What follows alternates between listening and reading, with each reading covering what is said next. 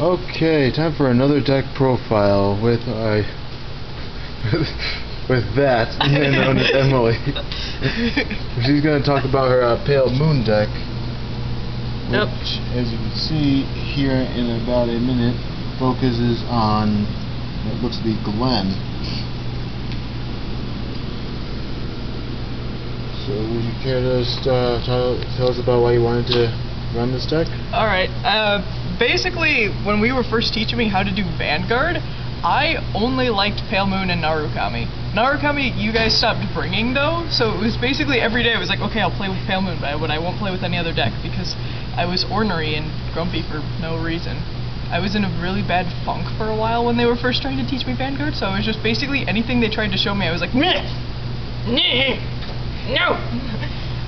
But for some reason this deck warmed up on me, and originally we had it where it was Barking Manticore, right? Mm-hmm. Barking Manticore was the main feature of it, along with the Tamers and whatnot.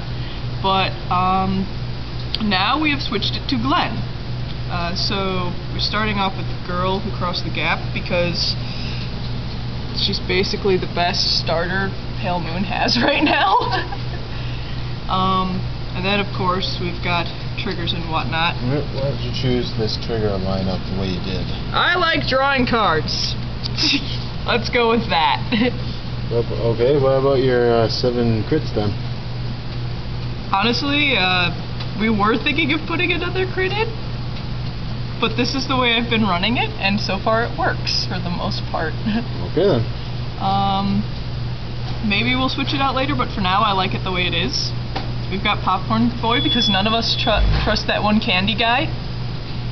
Don't trust his candy. Then of course we've got the 4 Quantum to bring out. We only have 2 Glenn. Yeah, I'm the grade 1s then. Yeah, grade 1, sorry. Grade 1s. 2 Glenn because we don't really need 4 because honestly it's just we have Princess to search her out, which we'll talk about when we get to 2s.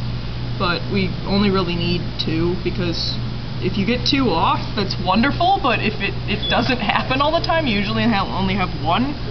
And if one of them gets put into the damage zone on accident, there's always the second one. Then we've got 3... Oh yeah, then we've got Purple Trapezist for fun and the lulz, because every so often I get to do stupid stuff with her, and I like doing stupid stuff, which is why I play Pale Moon. Of course 4 Quantum because he's the one who's going to be bringing out Glenn. Only 3 Hades because they're expensive. That's my reasoning. Because nulls are expensive. And then Bicorn because Bicorn. Then for the 2s, one of these things is not like the other. Princess because she's necessary to get Glenn. Cerberus because vanilla. Okay, why the bear? The bear because originally it was going to be Nitro, and then the sneak peek happened and everyone handed me their bears and I started using him, and the first time I had him in the deck and I tried using him, he screwed me over. He screwed me over, but after that he's been okay. Okay. He's kind of a wild card and I just like having him in there. He might change to Nitro later. For now, I like him because I can use him as a distraction sometimes. Because if I put him out, someone's going to want to kill him. And I can just... Because they're paranoid. People sometimes are paranoid. Well... The bear having... oh, I should tell the bear's effect. That's what you're leaning towards, aren't you? Sort of. Aren't you? Kinda. Okay, the bear's effect basically is when he's put into the Guardian Circle, you can soul charge 2 cards. So if you put him on rear guard, and like I did this against my sister, if you put him on rear guard and tell someone what the effect is, they freak out and go, oh god, I gotta stop them from doing that. Not realizing that a lot of times, these get put in. So it's actually a disadvantage sometimes, alongside an advantage. So they'll be paranoid and attack him, instead of attacking my Vanguard, like if I don't want to take damage. So he's useful in that sense.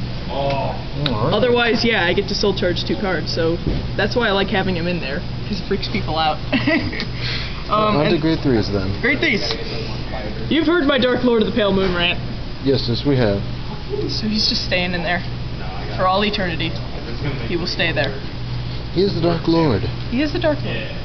Then 4 Lukier, because She's basically the best Pale Moon Vanguard there is right now. Basically her effect, anytime something comes out of the soul, she gets plus 3,000. She also has a limit break where limit break 4, flip, counterblast 3. You can take out a grade 3, a grade 2, a grade 1, and a grade 0 from your soul and place them there. And they all go towards her effect. And that works well with this deck because of these 4 cards, am I right? Yep. So, that's the wonderful part of that. Honestly, a lot of people are like, oh, you're never going to use that limit break. I've used it so many times. I remember Elliot one time came over and said, I never thought I'd see you limit break, and I was like, this is like the 5th time we've done this today.